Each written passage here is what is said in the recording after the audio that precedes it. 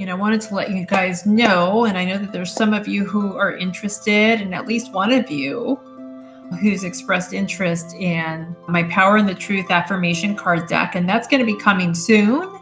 But if you go to the Command the Courtroom website, you will see a little section of the website where you can click on the button and you're not signing up for the cards, you're just saying, hey, let me know when they're available or that you're interested. So what the Power in the Truth Affirmation Deck is, a deck of cards. They're messages that I've created for people who are going through separation or divorce, and their messages, some of them are legal messages, some of them are just kind of like pump me up emotional messages, but they're messages that I think people need to hear. Like in the course of doing this for, I don't know, I think it's like 20 some years, people have the same issues over and over. That's what I noticed. Emotional issues. They question their self-worth.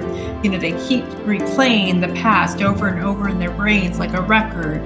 They think that they're failures. They feel like it's not okay to be angry.